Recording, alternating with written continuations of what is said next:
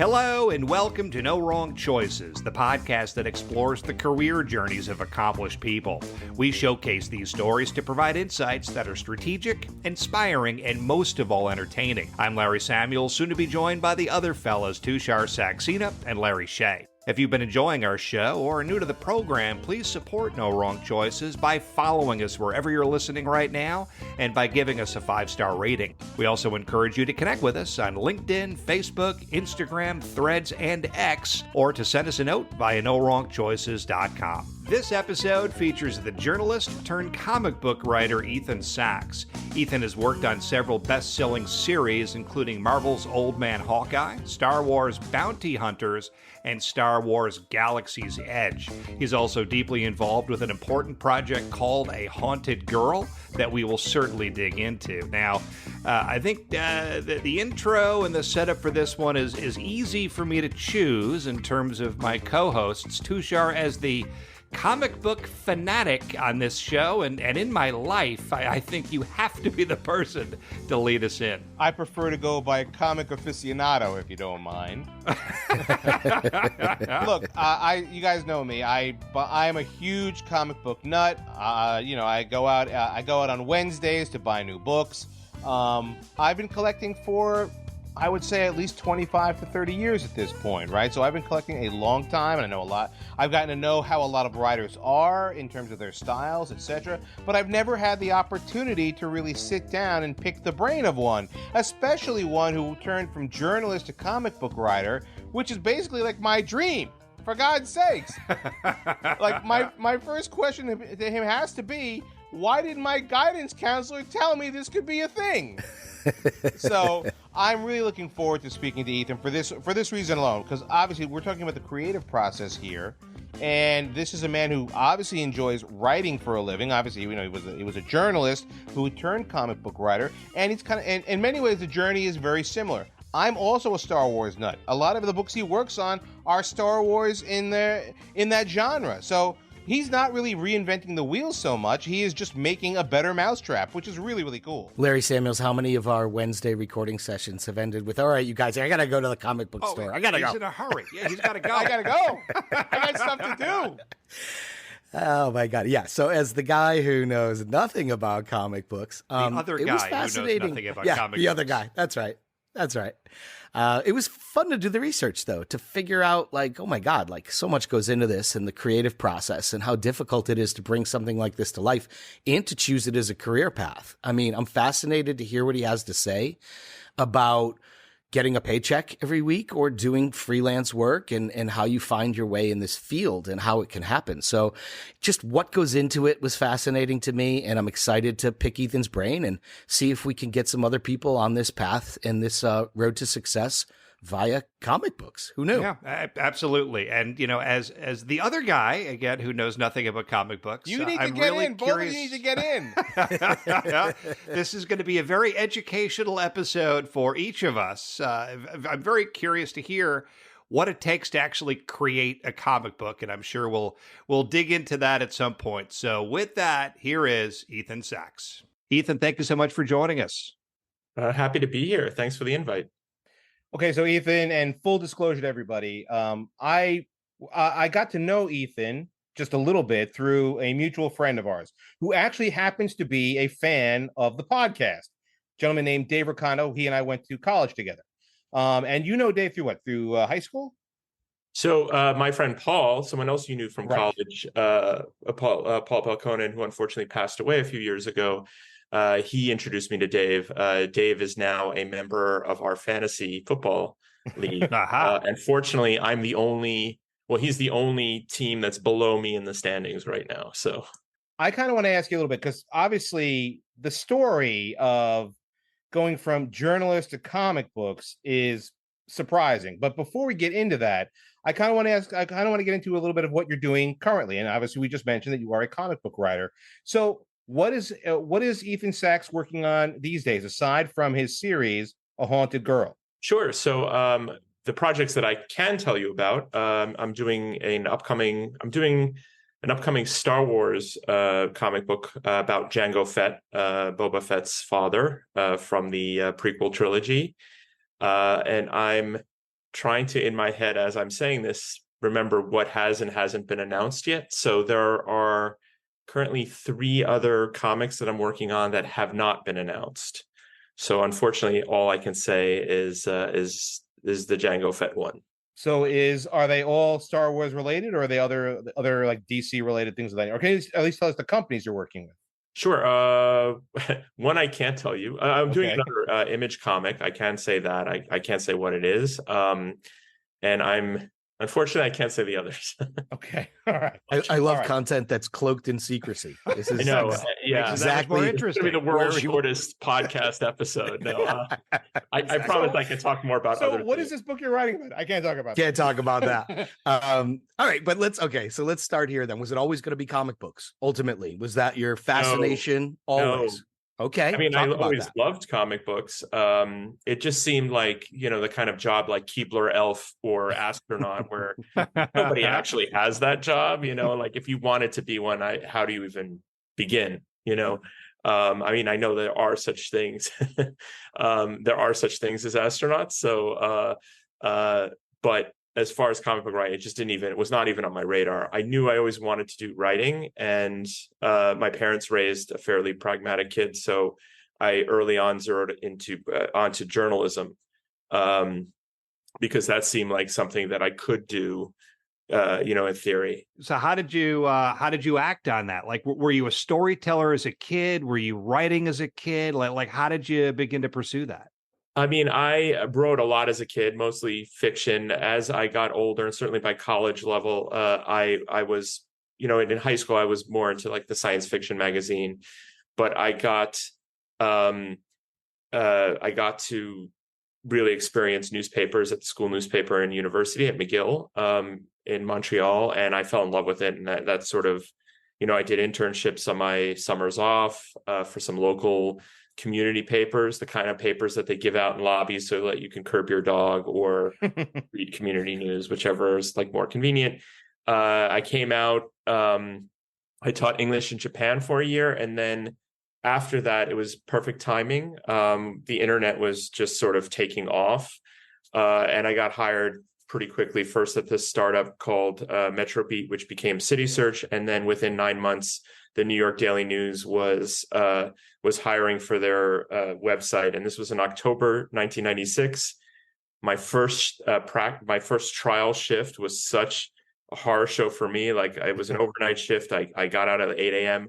I swore to myself, I need to give this 6 months and get the hell out of here, just to get the experience on my resume. And I ended up staying 20 years. Wow. Yeah. So, but in that 20 years, I covered a lot of everything from news, sports, and ultimately entertainment. And one of the things I covered was comic books, since I was the reporter that actually cared about this stuff. And it was like, Marvel was having this resurgence in the early 2000s, and comic book movies a few years later started coming around, and then things like eventually The Walking Dead, Game of Thrones. I got kind of covered all of that, and I don't know how much you want me to go into this now, but that's sort of started. It basically led to my comic book career, which I can get into later if you want. Which we're actually going to talk a little bit. We don't have to wait. We can get into it right now. So okay. So you spent 20 years at the Daily News, Yes. and obviously, I think it's not a secret that for many newspapers, readership is down. It's been down significantly, and most newsrooms have started to cull or have started to let go of staff, etc. At its height when you were there in 1996, and maybe a little bit further out, how many reporters were working over at the Daily News when you were there? So when I was hired, it was about 450 reporters, you left? editors, photographers. Now it's somewhere around 50. Wow. So, Wow. Right. Yes. Wow. And that led to my leaving, ultimately, journalism, because I was in my low 40s at that point. I think it was around 42, 43. And every year we would have these layoffs, and like my mentors were getting laid off, and I knew one day it was going to be me. The analogy I always used is it was like we were antelope or something in the Serengeti around a watering hole, and every once in a while, a crocodile would come up and eat several antelope, and we'd scurry, but we'd have to come back because that was the watering hole we all lived around. And that was what it was like to be in journalism. Like you knew one day you'd get eaten. I was looking for other jobs. I just couldn't find anything that either would take me. Like there were places I applied for that took people I trained that were like 10 years younger than me. Or the other thing that was happening is the jobs I was getting offered were like $25,000-$30,000 less than what I was making. And I wasn't making that much that was like, so yeah. And I remember the year before I left, there were like 50 people were laid off within 3 days, and I missed the first day. And then the editor-in-chief at the time calls me into his office, and and I thought for sure, like, okay, I'm laid off. And he's 10 minutes into this doom and gloom speech about how these cuts are necessary to keep the Daily News functioning and all this kind of stuff.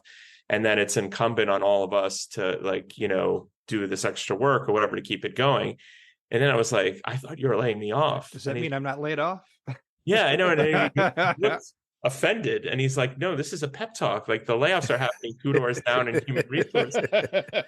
So that's pretty much when I knew, is like, I have to leave, or I mean, I'll leave either way, but yeah, so that was a pep talk.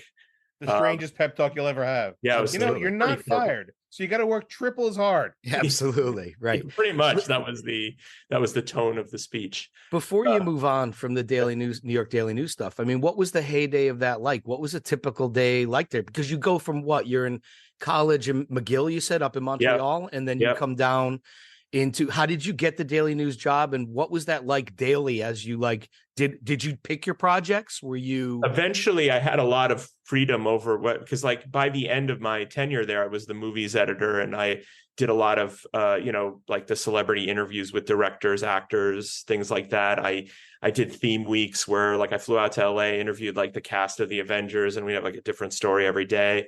Probably the two highlights for me is on that front was like I got to go to New Zealand to cover The Hobbit, and I did performance capture with my daughter. Oh my God, awesome. Joe Letteri, who is the Oscar-winning effects guy, was like directing us, and I would share the photo, but you don't want to see me in that suit with all the the dots on it.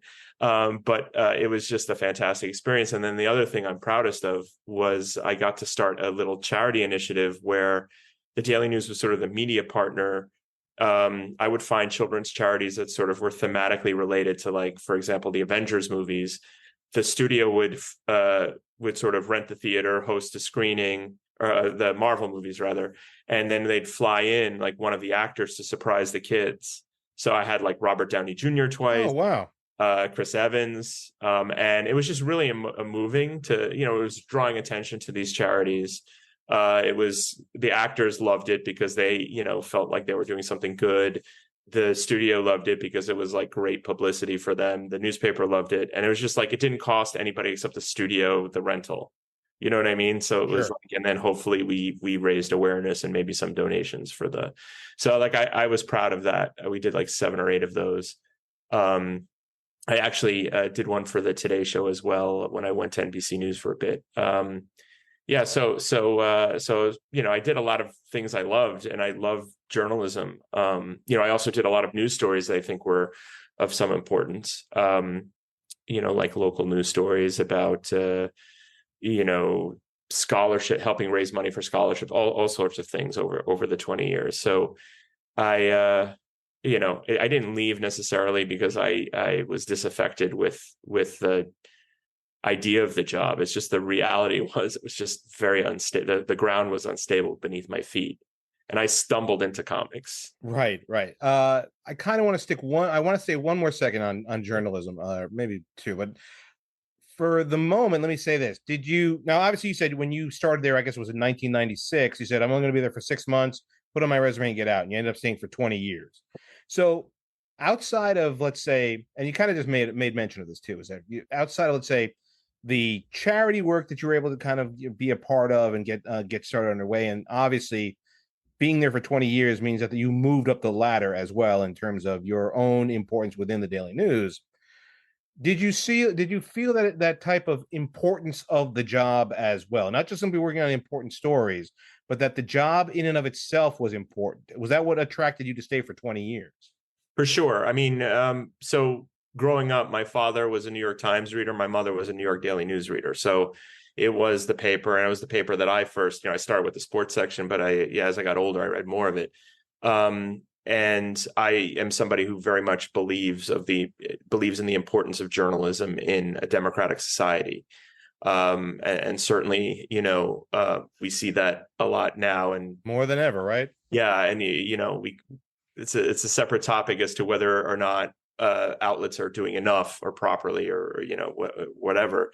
But I definitely, I also, like, during my 20 years, from 2003 to 2005, I actually did a mid-career part-time run at Columbia School of Journalism. So I was very, I deeply believe in the importance of it. And so, yeah, I mean, that was definitely one of the reasons I stayed. At various times, I was like the number 2 person on the website in charge of breaking news and things like that. So, I had my moments where I feel like I did that role. So in a comic book theme, there's literally an alternate universe where if the ground wasn't coming out beneath you, you would have stayed in journalism. Is that for sure? accurate? And even now, I have like one toe dipped in that world. I still work very, very part-time for NBC News. Now mainly doing obituaries. But yeah, so like when I left, it's a gig. No, I love it. They're mini biographies. It's weird because I'll write them, and then because you pre-write, and it's usually a celebrity or public figure that is, old or has a series of health problems. Like when Bob Barker died, the obituary came out, and I was like, "Oh, that looks familiar," and I'd forgotten that I'd written it because I oh geez, that was like 4 years earlier. Whoever wrote this was a genius. Absolutely. I never see the good. I always critique my own writing. So, well, I think any professional does that. No matter what they do, they're going to critique everything. So, Ethan, as you're working at the Daily News and you're working the beat that you worked for so long, from an entertainment standpoint, is that when you started to develop the network that puts you in a position to cross over? Inadvertently, yes. I mean, I was not anticipating that. You work long enough on a certain beat, and you just get a million contacts, just over time. And actually, one of those contacts was this guy, Joe Quesada, who became a friend over the years. He was like one of my first big feature stories, because it was when the first Spider-Man movie was coming out in 2002. Marvel was just emerging from bankruptcy, and one of the creative reasons that they were sort of, coming back into the sort of the peak of the industry was these 2 people. The publisher was Bill Jemas, and the editor-in-chief at the time was Joe Quesada, who was this hotshot comic book artist who, long story short, had been given this role and really ran with it. And so I become friends with him over the years, and that inadvertently, and I can get into that story if you're ready for it. Oh, yes, this is exactly where we're going to go next. That is the show. Yes. Okay. So what happened was in 2016, for May the 4th, which is that fake the fake Star Wars holiday. Absolutely. Yes. Exactly. May the 4th be with you. So I always would do an online story for the Daily News every year on a Star Wars thing, because I'm a nerd. And this particular year, there was this actor, Paul Blake, who played Greedo, the green bounty hunter that is doomed to be killed by Han Solo in the cantina in the first Star Wars. Spoiler alert. Yes. For those of you who have not seen this movie Star Wars, we'll have to edit in a big siren or something. Totally. Yeah, so I'm old enough because I'm 50, and I was 4 years old when the movie originally came out, and I remember seeing it, that Han Solo just unceremoniously shoots Greedo under the table. And so, there is a spoiler alert, because yes, there are going to be a lot of kids out there who have no idea what you're talking about. But shortly afterwards, George Lucas decided that's like not really heroic enough. Even though it was perfect. It's perfect to the character, right? So then he has Greedo shoot first, somehow miss, and Han Solo shoot in the subsequent edits. So I don't know why, but when I was talking to Paul Blake, he was so funny. He was like a stand-up comedian. He was talking about Greedo's bulging eyes and being myopic and being unable to, he was talking, he just had one line after another, but he did say in the script, it says Han shoots alien. So I don't know why it stuck with me. And I just couldn't let it go. And I had this idea. It'd be funny to see the murder investigation, but framed like Rashomon, like the Kurosawa classic, which is based on a Japanese novel. And for those listeners out there who don't know what I'm talking about, it's a very classic movie by Japanese director Kurosawa, who basically it's a murder story in feudal Japan that is told through the accounts of 4 witnesses, and none of them match. The fourth witness being the ghost of the murder victim. So none of the accounts exactly match up. And I thought it'd be funny because these accounts don't match up to have the murder investigation into it. So then I was at a Mets game shortly thereafter with Joe, who is a big Mets fan, and he would frequently take his friends to games. And I was like, hey, I have this idea for a story I cannot get out of my head. I think it's funny. That's the only reason I want to do it. Can I pitch a script to you guys? If you don't use it, I mean, if you use it, I'll just donate the money to charity or whatever, and I'll be upfront about it because I'm a reporter, and and he was like, fine, whatever. It was not enthusiastic at all. Right. It was like, whatever, dude. Yeah.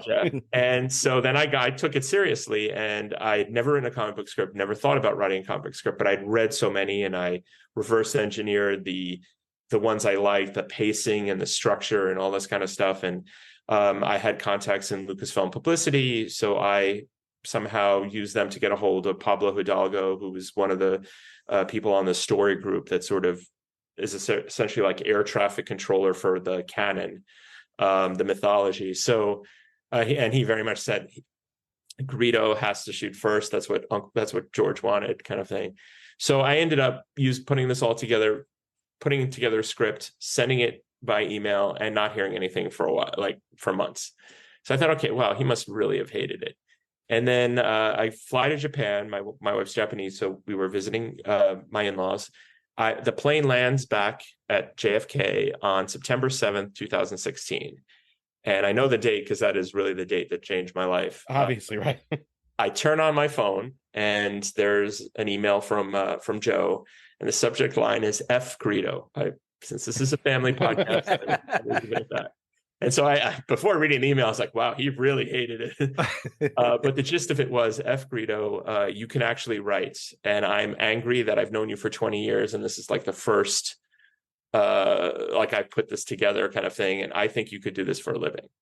And long story short, he started the ball, and he was no longer editor-in-chief at that time. He was chief creative officer. So he was not like directly involved with the comics. But he put me in touch with the then current editor-in-chief, Axel Alonso, who also loved the script. They started the ball rolling. And in November of that year, the Daily News announced instead of another batch of layoffs, the annual pre-Christmas layoffs, they were going to do buyouts. So I'd been there 20 years, and that was 7 months pay. So like if you're going to do a career change, for sure, like the runway is the chance, right?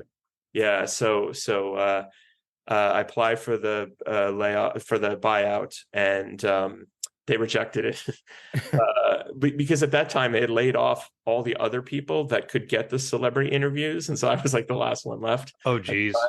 So you're irreplaceable. The one person who's irreplaceable. Well, for now, you're the one who survives the purge, right? Yeah. So I brokered a deal with them. Like I would stay till the end of the year, train up somebody else, like help, and so like I got my protege ready, and he was like mostly ready anyway. And then I left, and I got a part-time gig first for today.com, and then eventually for NBC News, so that to help, because you're essentially a freelancer when you jump into the comic book world, and it's not high paying. So you've got to keep multiple things going. But yeah, then the rest is sort of history. When you said you reverse engineered writing a comic book script, what were some of the things that you keyed in on, and what were some of the key elements that it takes to write a comic book script? Well, for starters, I needed to look at scripts for some of the comics that I loved, and just see how they were put together. What were some of the books you loved? Say again? What were some of the books ones that for you this? read? Well, I mean, I love a lot of the stuff that are sort of touchstones from the 80s, which was like Sure. my heyday. So, for example, Watchmen and some of Dark the Knight old Alien Returns, things of that Legions. nature, right? Yeah, some of the old Alien Legions, X-Men Days of Future Past is like a big one. Just a lot of stuff like that. And then, more recently in the 90s, a lot of the Vertigo books. And I think what I did was I would find scripts for some of the books that I loved, like Sandman number 50 as an example, and see, okay, well, how was this put together? Like, what does it look like? Panel description one, and like how, and then matching it so that I could know how to write it without looking stupid, because I'd never written one before. Sure. So I wanted to know the format. So that was key, and like how the art description works. And then I looked at the ones that were paced in a slightly like action comedy, which was the tone of this particular issue, and then also like how it was paced, because I think that's a big thing for comics, is sort of pacing from page 1 to page 20, to keep people interested, where the page turns are, or things like that. I mean, I know that we're getting into the weeds a little bit, but sure. I think that was like, I didn't want to look like a complete amateur when I was handing in that script, even though I was. So I wanted to fake it, by at least talking the talk correctly. Gotcha. I'm a complete amateur. I'll readily admit that. So I'm not a comic book person, but in doing this research and looking into your life, I was actually shocked to learn how many people are involved with bringing a comic book to life, So I guess you're learning this process. Did you have to learn that? I always thought that the person who wrote the comic did all the drawings and the words and the everything, and it turns out there's a creator, a colorist, a letterer. I mean, just tell our people who listening, like me, who don't know a thing about it, how you're involved in it and what else is involved in it. Sure. And there are some sort of writer artists, like do it all type people, that in Japanese manga, that's usually the case, where there's like one storyteller essentially who it's their story. But no matter what, like the North American model is more, it sort of breaks it up a little bit more, and think of it like an assembly line. So I'm the writer, I'm the sort of the start of the assembly line. I will start with an outline, which I send to, well, first of all, I'm commissioned by an editor, usually if it's work for hire. And that's a whole other subject, but I will say for most of what I do for Marvel or DC, it's work for hire. If you don't mind me taking a step back, because I probably should explain. Please. Yeah, please. I will, just to show you how hip and young I am, I'm going to use Taylor Swift as my metaphor, or whatever, my analogy. Work for hire, you're a session musician for Taylor Swift. You're paid for your time in the studio. That song sells 1 billion copies, doesn't matter. You're only paid for your time in the studio. It's Taylor Swift's song. It's the same thing, work for hire, work for Marvel or DC. I'm paid by page for the script. They take a character that I've created for this script and they put it into a movie. I don't have rights to that character. That's theirs. There might be some little bonus. There might be some royalties if you sell a certain amount, but for the most part, you're paid for your time in the studio. Right. Creator owned, it's your tune, right? It's your, like a Haunted Girl, which we'll talk about soon. Like that is creator owned. My daughter. That's yours. That's mine. That's my daughter's, and Marco, the artist. We are the co-owners of that. So in the case of, work for hire, I'm commissioned by an editor. Usually tells me, hey, we want to do this book. We'd love to have you on it. Can you come up with a story? I come up with an outline to pitch. They, send it back to me with notes. I sent, once we agree on it, I start writing the script. There's a back and forth with the editor. And then when the script is ready to be sent to the artist, it goes to an artist, basically an illustrator, who then will do layouts and ultimately, back and forth with the editor, ultimately finished art. Then there's a colorist who, as the name would suggest, supplies color. And then finally a letterer that takes the dialogue and puts it in the word balloons and the sound effects and all that kind of stuff. And then I get one last look at it for a lettering draft, and then it goes off, and there's a couple of proofreaders. And then also there's usually a separate artist that might do some different covers. So Uh, North American comics, usually there's more than one cover, or often there's more than one cover. So yeah, so however many number of people are involved in that, it's usually like That's a lot of people. Yeah. So small army. And so in a matter of like, let's just take, for example, like this great Greedo story, you know, that's a Star Wars story. So now you just pitch that idea to them, but obviously you need permission to get into the Star Wars family. This is negotiated, right? And then you work for Marvel, it's probably easier because they own the rights, things of that nature. But when I could just pick a character on Star Wars and just write a comic book about them, and then it's about what? Negotiating with the Star Wars empire to make it happen? So Marvel is the publisher of Star Wars comics. Marvel and Dark Horse. Dark Horse is more the all ages section, and then Marvel is like sort of the real. And the tricky part with Star Wars is, unlike any other or almost any other franchise, everything matters. So like the comic book story is part of the canon that is the same canon as the live action and the video games and all that. It's all part of one big story. So then the permissions are actually very important. And actually Lucasfilm liked the story, but they ultimately said no. So the Greedo story was never published. But I was on their radar, and eventually I did do Star Wars work. And of course, Lucasfilm is very involved for several reasons. Like, one is the quality control, but also nothing can contradict the canon. Right? There's too many projects going on at the same time. Of course. Literally, they have people whose job it is to keep track of everything and make sure that doesn't happen. Isn't that amazing? They have people archiving this imaginary world. You know? I mean, it is amazing. It's you know, and everyone loves it. That's the thing. So it really is a labor of love for these people. I want to ask you in a second about momentum. You know, when you started to get traction, when you started to get picked up, and when you felt like you were really getting into this world and becoming an established figure. But before I ask you that question, which will be right after this one, you know, I'm curious because you talked about the process of creating the comic and the colorist, et cetera, et cetera. What happens afterwards, meaning as the writer with things like Comic-Con, et cetera, you know, is there an expectation that you are going to be part of the marketing process and that you are going to be in the spotlight after the release? Yes, there is, because, you know, I mean, it's an important part of your job. I as of now, and I'm going to expand it a little bit more, I go to, no matter what, 2 conventions a year. Star Wars Celebration and New York Comic-Con. I'm not at this. It's very rare that I get flown into a convention, so those are on my own dime. So that's why I'm a little limited. But now that I have my own creator-owned comic to sort of, you know, help spread the word on, you know, I just did an 11 city signing tour. Well, actually, I have 2 more cities within that left to go next month, but for A Haunted Girl, and that's all, you know, on my own dime to help, you know, get attention, to encourage fans, that kind of thing. So yeah, it is part of the thing. You know, I certainly do that for my Star Wars comics, you know, for a few DC stories that have come out so far. You know, other things I do, I did a couple of nonfiction journalism related comics called Climate Crisis Chronicles and COVID Chronicles. I enjoyed COVID Chronicles. Yeah, I liked it a lot. Yeah.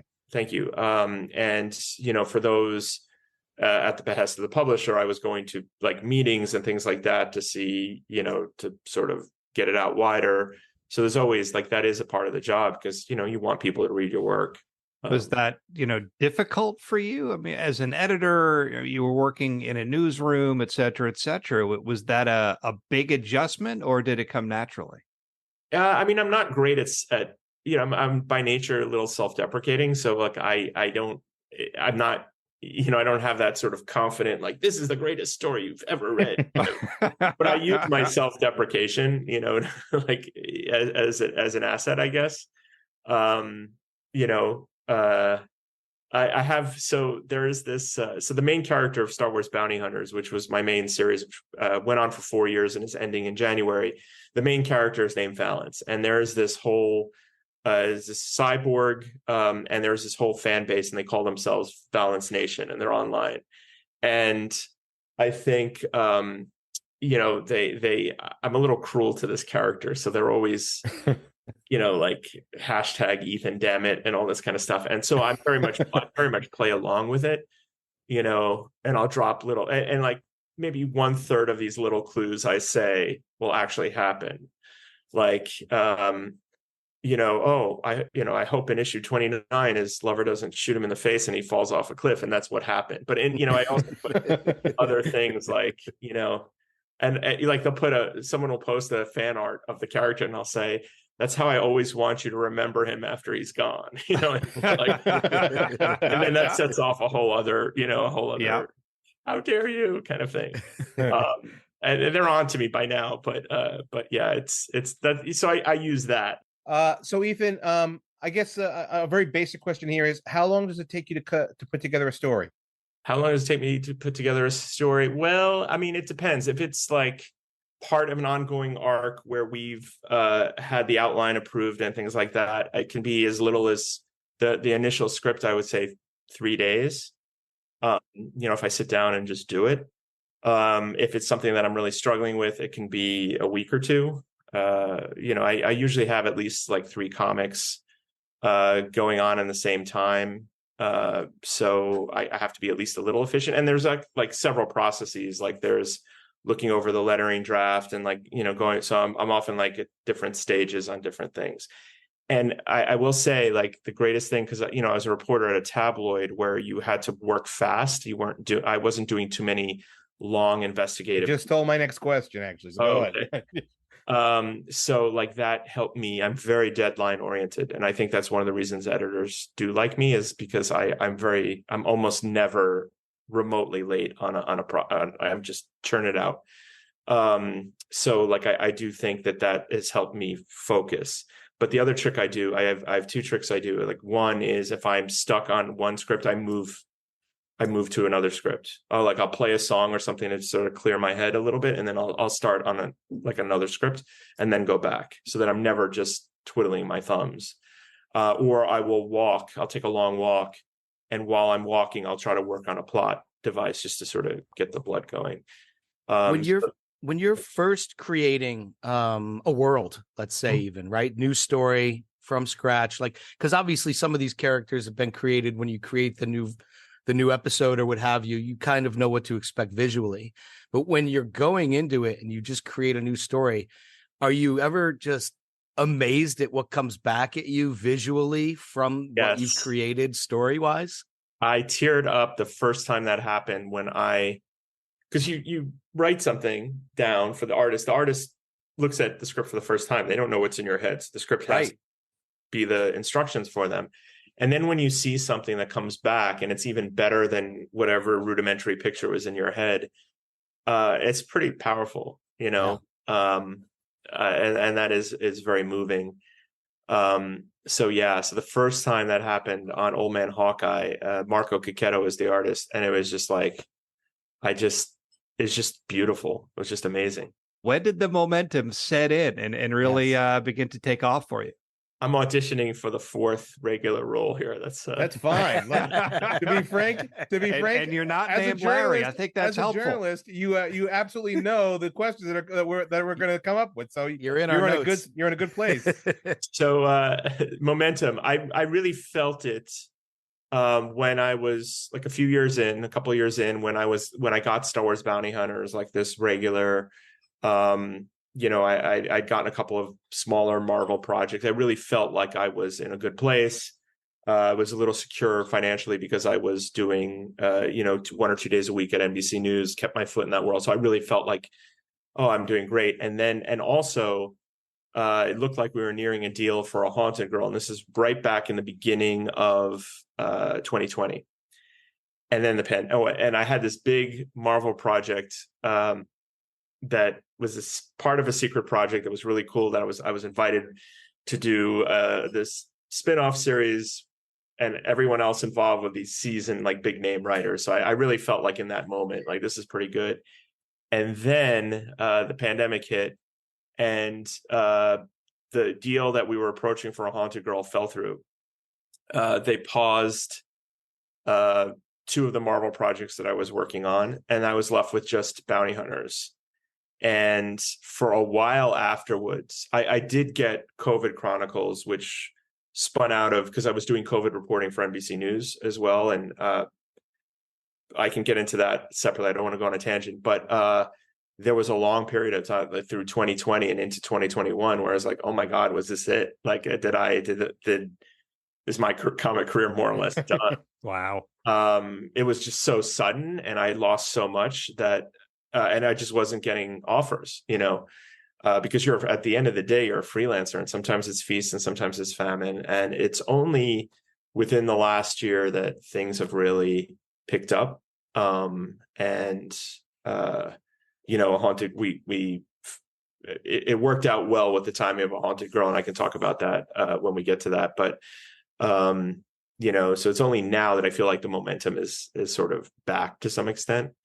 But so much of it is beyond your control, like you can think, like, I'm working as hard as I can. I hope I'm giving off good vibes to editors. I hope they like my work. I hope they like my work ethic and my ability to turn things around. And then you can go long periods of time without anything. You've brought up A Haunted Girl a few times, which we obviously wanted to spend a meaningful amount of time on. Can you walk us through that project and the significance of it? Yes. So basically, in early 2019, my daughter was hospitalized for depression and was suicidal. And, I was actually, the good part of not being at a full-time office job anymore is I literally was at the hospital all day. And I was, between visiting hours, I would be writing scripts in the hospital cafeteria for a Star Wars comic. And, but, obviously I was a little distracted. I was very upset. You feel guilty, like, how could you miss so many warning signs? And, you're worried about what the future is going to be after she gets out of the hospital, all these things. And so I thought, I want to come up with a story that inspires my daughter to keep fighting, and maybe other people too. And that was like, literally, I wrote down one line in a reporter's notebook. I still have my Daily News reporter notebook. I stole a ton of them before I left. We'll edit that out. I can edit that. I don't think anyone's there who cares anymore. So I wrote down a line, which was, the fate of all life rests in a girl who doesn't know if she wants to live. And I didn't really have a story. I just had that line. And it took me a while. I contacted Marco Lorenzana, who is this Mexico-based artist who I've worked with before, and, started working on an idea. Like I said, we were close to a deal in beginning of 2020. And by the time last year rolled around, we were close to another deal that we had to walk away from, just because essentially they were going to give an advance and control the rights kind of thing. And, it was so personal.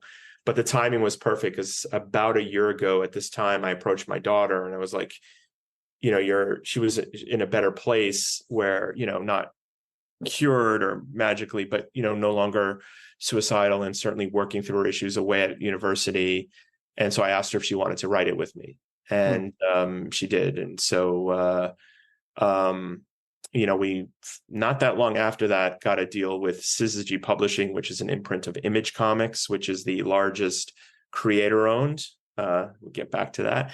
And so we were able to write it together. And I reached out to the American Foundation for Suicide Prevention. They, along with this other group called Broadcast Thought, which is basically a therapy advocacy group for pop culture, where they make sure that mental health is depicted correctly. Right. So that sensitivity readers, and the AFSP contributed a resource guide to the back. So, Hitting the Road. So the first 2 issues are out. The third issue, it's a 4-issue miniseries. The third issue comes out next month. And I'm like, Hitting the Road, I got to meet lots of people, or at New York Comic Con as well. We all did. And, some individual stories like, this meant a lot to me because I've gone through this, or, things like that. And so this is the most personal thing I've ever done. And I get to do it with my daughter. Obviously, so many people who are reading this book, who are reading the series, are going to say that they see something within the book that helps them, right? So, and I'll maybe turn it back a little bit to you and say, obviously, this is a very personal project for you. But how is your daughter? or what kind of therapy has it been for you and your daughter in this sense to write this series? I think, like, for me, because I've been sort of working on it for 4 years, I've sort of been working over those 4 years. I think for her, writing it has been both empowering and cathartic on one hand, but also sometimes she's had to walk away from it for a bit because it's revisiting things that she didn't necessarily It becomes want. too personal, right? Yeah. The character is not her per se, but, and certainly, the supernatural apocalypse part is not, she didn't experience, fortunately. Because the sort of the plot of the story is this girl who is going through similar things finds out that she's the only one who could stop this supernatural apocalypse, so she has to sort of persevere and fight through this to save everyone else, and sort of is the sort of the gist of the story. And so, the supernatural part, I think that was fun, and then the personal stuff, I think it was cathartic, and at the same time it was sometimes it was rough. Yeah, I imagine you guys spent a lot of time together if she's, co-writing it with you and that big of a part of it. I was going to ask about how much of yourself you put in maybe a character here and there, a father figure or something of that nature. But there can't be any more fulfilling thing in the world than doing something with your daughter that is so important and can affect so many other people. I was so happy to hear you talk about Comic-Con and how you felt that directly from people who come up to you. If you could talk a little bit more about that. Sure. I mean, as far as me putting any, I think it was less like there's a character that says some sort of a father character that some of the things that maybe I said that weren't the best things to say in the moment, not realizing that I put in. I don't know that the characters, it wasn't so much that the character was me, but some of the experiences that we both had made it into the book, like something a teacher said or whatever. But they were very much unique characters. And then as far as the fulfillment of it, I guess, it's been amazing. And also, this is the biggest creator-owned thing that I've ever done, and just having something that's yours and being responsible, because like my role in the band, besides being the co-writer, is when it's this kind of creator-owned, there's different types of creator-owned, not to overcomplicate things, but the image model is essentially you keep the rights, and in order to do that, you have to pay for or account for the art costs. So, for example, I pay the artist half a page rate, so he gets a percentage of the ownership, but also gets a floor. So like he's going to make something of it because artists spend so much time on the book. I pay the colorist, I pay the letter, the variant cover. So like and I'm also very much like doing a lot on the publicity side. I hired a publicist for the comic book publicity, but like, using contacts from journalism, we got interest from CBS News and some other places. And so like, I've been really working hard, and I've hit the road, using miles and using my own, credit card or whatever. So like it's yours, and it's you have to be responsible for it. So like I'm doing literally everything I can think of. I was the one who reached out to the AFSP because I thought, hey, if we could have them on board, maybe we'll actually do something very positive besides just tell a story that there's nothing that they can do afterwards. You know what I mean? Like if they're in a similar position, like here's some numbers, here's some information. And so like we could do that. So like, everything I can think of, I'm doing. When the trade paperback comes out in May, I'm probably going to hit the road again for more. So so I think because it's yours and because you're responsible for it, and it's not going to be successful by itself, you literally do everything you can to get it on people's radar, I don't know how much you want to delve into this, but you and I had talked before this interview about I had asked you whether or not the book itself was done for charity, and we had talked a bit about no, this was not going to charity, but that the elements that are in here, obviously from the ASFP, some of the other elements in there, they're meant for a very specific reason. And I mean, for those other fans of for those other folks listening to the podcast who want to check out the book, some may think that the proceeds are going to charity. I want you to kind of explain why that's not the case. Yeah, it's not the case because, to be blunt, the chances of us actually making the money back on this book are very remote. Margins are very slim, right? Very so thin. like, if you're going to say like, okay, 10% of the profits go to whatever, if they're no, if the profits aren't there, it's kind of like a hollow gesture. And I'm kind of, and to say like, if it's a huge sales success, yes, we will make some money off it, but it won't be much. It could, in theory, be optioned for a movie. Like, that is possible. But the vast majority of comics, unfortunately, is certainly at this level, just don't make that much money. Like, as certainly once all the costs are taken out, right? So, so I think, it's certainly like I need to make some of that money back. But what I've tried to do, I did this with Climate Crisis Chronicles, where we put in at the end of the book, I had Terry Tamminen, who's a big climate activist, and his organization put together a list of, here's things that you can do, right? And the same thing, like I wanted to have the AFSP in information in the back, because I kind of feel like something more tangible that we can do is get good information out there, get helpful information out there, like as it being a sort of delivery system for that kind of information. I think if we were, if I knew going in that we would definitely make money back, then I could say, yeah, we'll do 10%. But like, to be blunt, we're not even going to come. I shouldn't say that. I hope we come close. I hope we do it. But it's just not something I could guarantee that would happen. And I don't want to put that on the cover with some sort of false expectation that, yeah, you pay this money and, out of every dollar that this comic gets, it's going to go straight to that charity. Like, to me personally, and I think getting that information out there is just as, if not more important, because that's something we can actually guarantee doing. You know what I mean? Like, I can promise that we put this information in the book and get it out there. I can't promise that we're going to earn X number of dollars for a charity. I just don't know what the sales will be. All right. So let me ask you this. Which business is harder to get into, or which is harder to stay in? Journalism or comics? Comics, for sure. I guess right now, so much of journalism is freelance. So they both suffer from the same thing, which is, just the instability and the, and the thing is too, like, I'm lucky because my wife has an adult job. Not a real job, a banking job where we have healthcare. So that's not something I have to worry about, because that's, and more of journalism is done by freelancers, and basically so corporations can save benefit money.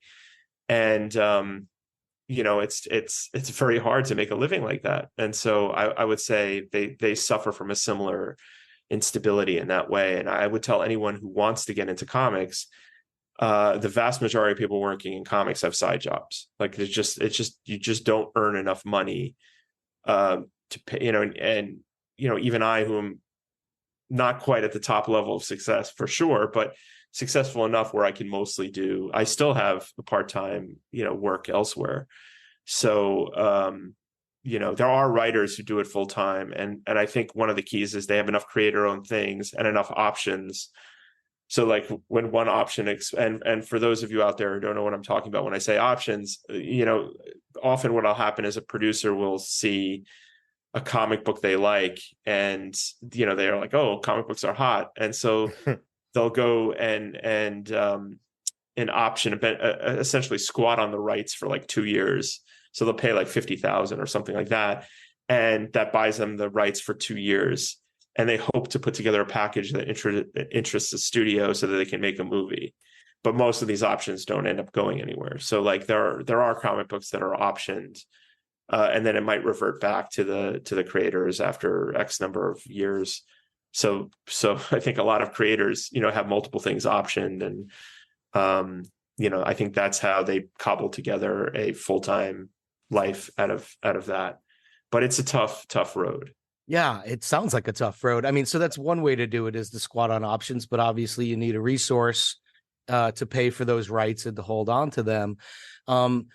if someone has a story like you, if they wanted to follow in your footsteps as a creator of one of these things, is there a resource, or is it just sending scripts everywhere and hoping something latches on? Or even if you're a colorist or a letterer or someone who wants to get into the world, like, what would you recommend somebody do? Is there a way to cold call certain companies and be like, here's my resume. I need to get in there. I need to do this. Cold calling does not work. And in fact, you can't really send unsolicited stuff. I was lucky because I knew somebody, and right. And I was too stupid. You didn't just know somebody; you knew the guy. You knew the guy. Yeah, and I was too stupid not to know, like, oh, that's not how things are done normally. Yep. I think one of the benefits about being any kind of comic book creator nowadays, whether it's a writer, artist, colorist, whatever, is there are more ways to self-publish, and specifically like online comics. Like if you go to Webtoons as an example, like there are these vertical comics that online comics, and there are a few people who parlayed that into some sorts of publishing deals and things like that. But if you can get some examples of your storytelling out there, then you can get some more attention. There's also comic book anthologies periodically. So like the key is to actually create something that people can see. You can partner with other people. There are forums and things like that where you can find each other. So you get a writer, an artist, and a colorist all paired. It can be black and white, frankly. Like what you need is to start showing people your serialized, like storytelling, sequential storytelling capability, because no one is going to take a chance on you just based on an idea you have. And it's these editors, especially at the big two, Marvel and DC, are like super slammed, and they're not going to take a risk on an unknown. They're going to want to see something. But just to give you an example, there's this guy Ed Brisson, who is a friend of mine, who is a very successful comic book writer. He started making his own comics, and I think he like Xeroxed them or whatever, and he would hand them out at conventions. And one day one editor saw it, and was like, hey, this is pretty good, and that led to one thing and led to another or whatever. So like it is, they do look for new talent, but you have to be talented as something to show. And that is in your power to do, because you can do a little searching, find what platforms or sites, can host something like this. But if you can actually showcase your work, you have a chance of getting some editors excited. Can you give a couple of examples of some of these platforms or sites that people might want to look to? I have to look up like what currently they are, because I didn't go up this route. Okay. There is if you do a search for Jim Zub is a writer, and he's somebody who knows a lot about the industry, and he did a blog post on breaking into comics that is fantastic, and I read. There's also a Gamal Hennessy is a lawyer. And he has done, he did one book, a comic book lawyer, and he did one book called The Business of Independent Comic Book Publishing, but he's currently doing a new one that's more for freelancers, like how to break in work, and how to, budget your time, and it's at the Kickstarter level right now, but it is, if people search it out, they can find it and get on that waiting list, because it is like a Bible of useful information. Very, very cool. So if people want to search you out who don't know you after listening to this episode, and they want to get to know you and really see your work and the work that you're most proud of, where would you send them? That's a good, I don't have a website currently. A particular book or story? We are putting together ahauntedgirl.com to be sort of a resource center for this. Oh, that's great. But yeah, it's we're a little behind on that. Has Haunted Girl been optioned? Or has Haunted Girl been optioned? No, but we do have a manager who was interested in it and has taken our cause. And so I don't know where that all leads to. It's not my world, but there has been, like, I have had a studio sort of cold reach out to me on Instagram. But I think part of it is like, whenever they think they can get the rights for cheap, right, what they're doing, they'll reach out. So I don't know how much is like legitimate. Oh, this is a horror movie with a theme, of an important theme, like this is great. Or it's just like, hey, maybe these idiots don't know much about it, which is true, which is why we have a manager. So so I think I'm cautiously optimistic that there would be some interest, because horror is the type of genre where they like to make movies that aren't necessarily super expensive, and I think this could be done relatively inexpensively, right? Not my world. So right. So people should look for A Haunted Girl, and what else? Top 3. Like to find me. Yeah, to find you. I'm on X for now. Every time Elon tweets, a little part of my soul dies. You can't control yourself. Sachs, and then I'm also on Blue Sky, Ethan Sachs, and I'm on Instagram, Ethan J Sachs, and so for now, I guess social media is where I announce new things. Perfect. Well, Ethan, this has been fascinating. As the Tushar is the comic book nut on the show, so we definitely hear a lot from him. I think the two Larrys learned a tremendous amount during this conversation. Thank you for enlightening us to the degree that you did. Oh, I had fun with this conversation. Yeah, thank you.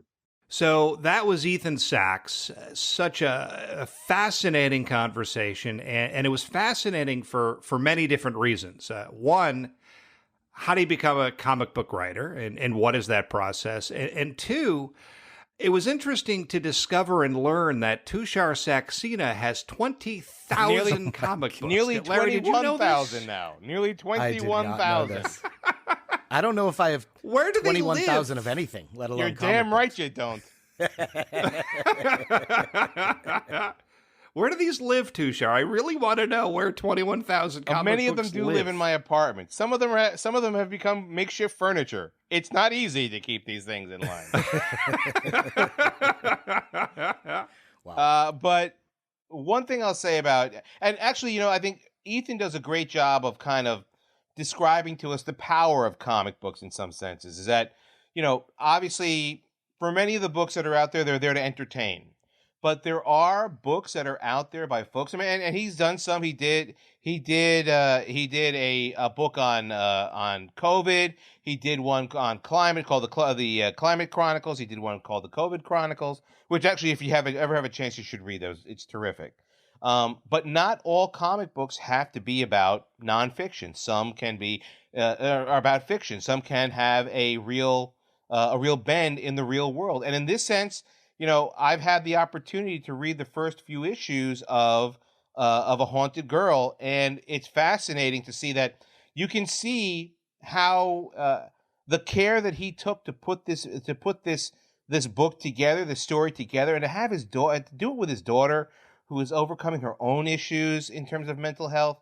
That must be so satisfying. I'm actually proud to own this book, and I can't speak enough. I can't laud it enough. If you have the chance to read it, it's only going to be 4 issues.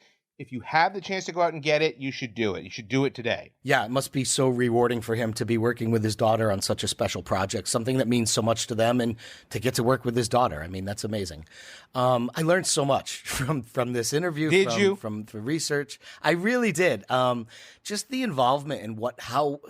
I always thought you pick up a comic book and you open it and like one person did all the illustration and did the story and did the word bubbles, and I don't know. I was an artist as a kid. It was one of my things. I like to draw cartoons and stuff, and I always considered like, oh, if I ever get into comic books, I have to do all that, and that's not true at all. So I really did learn a lot. T. I mean, come on, that's like saying if I would ever make a movie, then I have to shoot it and I have to write it, I have to direct it, I have to do the sound. You're right. No, of course You're not. Right. Naive of me to think that one person is doing it all, and it would be amazing. And I'm sure there are people that do it all, but that's not the norm in the business. And I really did learn that. I just found it fascinating that you ask him for advice, like how to get into this industry and how to do this. And he's like, I don't know. He's like, I knew a guy, like, not only did he know a guy, he knew the guy. That's how you get in. Know the guy who makes all the decisions. That's how you get in. Exactly. Exactly so. And write a story, have it be interesting, and let it sort of develop from there. It's we talk to so many people who sort of not fall into opportunities, but sort of find their way to where they belong just by making themselves available, being open, being passionate, being interested in different things. And I've mentioned this on an episode recently that I really believe that if you put yourself out there, people over time begin to wind up kind of where they should be, and it seems like that's exactly what's happened to Ethan. Yeah, and it's about, in his case, the interest of one idea, right? He became fascinated with the Greedo Han Solo thing, and all of a sudden he finds himself with a totally different career path, and just the magic of that, I think, is purely fascinating. Yeah, I mean, look, there's an entire cottage industry around, offshoot stories from scenes just in Star Wars. I mean, and it's amazing that this is the one story that hit, and it's a great idea, right? It's just a really funny offbeat idea. And yeah, if you have the time and you have the creativity, go out there and put yourself out there. The only way people are going to know that you have great ideas is to put those great ideas out there for people to see. That's really what the lesson is here from Ethan Sachs, is that he had a really good idea, or he thought he had a really great idea, and he was willing to put the courage into it and put pen to paper and say, hey, look, I have this idea. I'd like you to read it. If you think it's lousy, tell me it's lousy, but I think it's really good. And that's really what this episode was about. Absolutely. It's just a great story, encourage willingness to put yourself out there, and the breaks can go your way from time to time, and once you get them, run. So with that, Ethan Sachs, thank you so much for joining this episode of No Wrong Choices. We also thank you for joining us. If this or another journey story inspired you to think of a friend who could be a great guest, please let us know by sending us a note via the contact page of NoWrongChoices.com. As I mentioned off the top, please support us by following No Wrong Choices on your favorite podcasting platform while giving us a 5-star rating. And then last but not least, we encourage you to join the No Wrong Choices community by connecting with us on LinkedIn, Facebook, Instagram, Threads, and X by searching for No Wrong Choices. On behalf of Tushar Saxena and Larry Shea, I'm Larry Samuels. Thank you again for joining us, and always remember, there are no wrong choices on the road to success. We learn from every experience.